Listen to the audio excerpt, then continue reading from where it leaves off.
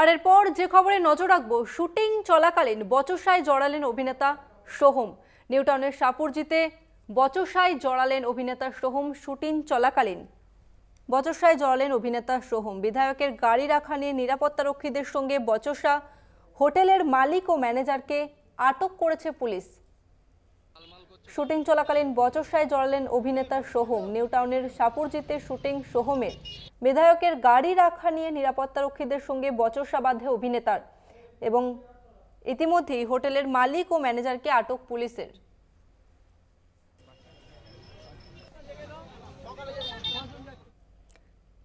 Shooting চলাকালীন বচসায় জড়ালেন অভিনেতা Soham. নিউটাউনের সাপুরজিতে shooting সোহমের।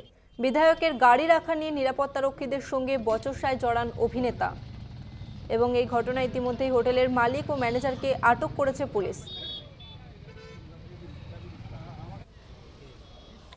প্রতিনিধি জাহাঙ্গীর হোসেন আমাদের সঙ্গে রয়েছে এই মুহূর্তে। জাহাঙ্গীর, বচসার কারণ কি? নিউটাউনের সাপুরজি এলাকায় সেখানে সোহম চক্রবর্তী শুটিং করতে এসেছিল। সেখানে বাইরে শুটিং করছিল এবং বাইরে তার গাড়ি রাখা ছিল, আর সেই গাড়িটা রাখাকে কেন্দ্র করেই এই বচসা। মূলত হোটেল মালিকের পক্ষে যেটা শোনা যাচ্ছে যে তিনি যেটা দাবি করলেন যে গাড়িটা সাইডে পার্কিং করার কথা বলেছিল, কিন্তু তার যে সোহমের যে দেহরক্ষী তারা কিন্তু সেই গাড়ি সেখান থেকে সরাতে নাড়াচ্ছিল। তারপরে কিন্তু তাদের সাথে বচসা শুরু হয়, তারপর এমনকি হাতাহাতিও শুরু হয়। তারপর যখন চিল্লামিল্লি শুরু হয়, ওপর থেকে নিচে নেমে আসে সোহম চক্রবর্তী। আসলে তিনিও কিন্তু দেহরক্ষীদের সাথে কথায়, যে হোটেল মালিকদের সাথে কথায় জড়িয়ে পড়ে। সেখানে কিন্তু তাদেরকে মারধর করা হয় বলে অভিযোগ। তারপরে ঘটনার খবর পাওয়ার পর টেকনো সিটি থানার পুলিশ ঘটনাস্থলে আসে, এসে এবং হোটেল মালিককে ম্যানেজারকে নিয়ে থানায় যায়। বেশ, ধন্যবাদ তোমাকে জাহাঙ্গীর। আপনাদের আরো একবার জানিয়ে রাখবো, শুটিং চলাকালীন বচসায় জড়ালেন অভিনেতা সোহম। নিউটাউনের সাপুরজিতে শুটিং করেন সোহম। সে কে এমএলএ আমার জানার দরকার নেই, আমাকে কিস্তি করেছে এবং সবথেকে বড় কথা সেটা হচ্ছে আমার অভিষেক বন্দ্যোপাধ্যায়কে কিস্তি করেছে।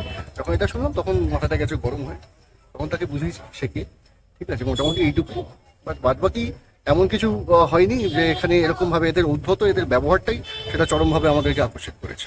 আমার গেস্ট আসতে অসুবিধা হচ্ছে, একটা পার্কিং সরানোর জন্য আমি বলছি, তো ওদের স্টাফরা বলছে আমরা পুলিশ একটা কিছু করবো না, দিয়ে ওরা রীতিমতো আমাদের স্টাফদের এক এক করে ধরে ধরে মারতে লাগছে।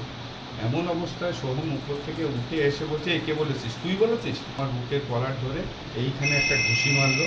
ওনার 7-8 জন বডিগার্ড ছিল, তারপরে এক লাফ মারলো। আমি ওখানে ফ্লোরে পড়ে গেলাম। আমার ভিডিও ফুটেজ কভারেজ আছে। একজন অভিনেতা এবং এমএলএ, একজন জনপ্রতিনিধি এইভাবে একটা সাধারণ মানুষের সঙ্গে যদি ব্যবহার করতে পারে, গায়ে হাত তোলে, তাহলে উনি কিসের প্রতিনিধি?